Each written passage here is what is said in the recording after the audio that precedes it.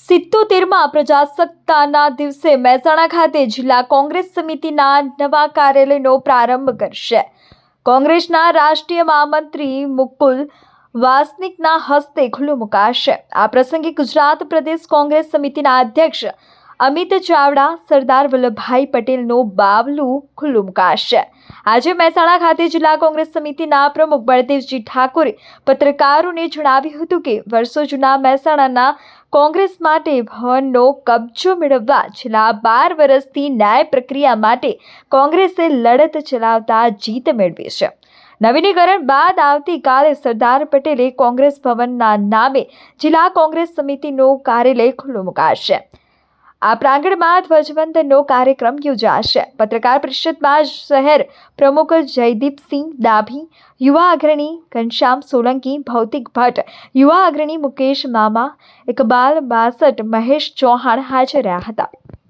શું કાર્યક્રમ છે આપનો? આવતીકાલે 26મી જાન્યુઆરી છે.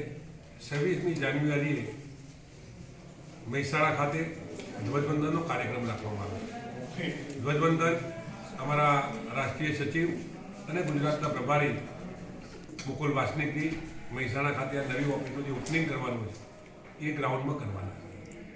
ધ્વજવંદનનો કાર્યક્રમ પૂરો થાય એટલે આ ભવનનું નામ સરદાર પટેલ કોંગ્રેસ ભવન રાખવામાં આવ્યું છે અને અમે આ કોંગ્રેસ ભવનના નામથી આ બિલ્ડિંગ ઓળખાતી અને એ ધ્વજવંદનનો કાર્યક્રમ પૂરો થયા પછી માનનીય અમિતભાઈ ચાવડાના હાથે આ બિલ્ડિંગની અંદર સરદાર સાહેબના સ્ટેચ્યુનું અનાવરણ વિધિ રાખવામાં આવેલી અને સરદાર સાહેબનું સ્ટેચ્યુની અનાવરણ વિધિ એ અમારા પાર્ટીના પ્રમુખ અમિતભાઈ ચાવડાના હાથે ખુલ્લી મૂકવાની છે.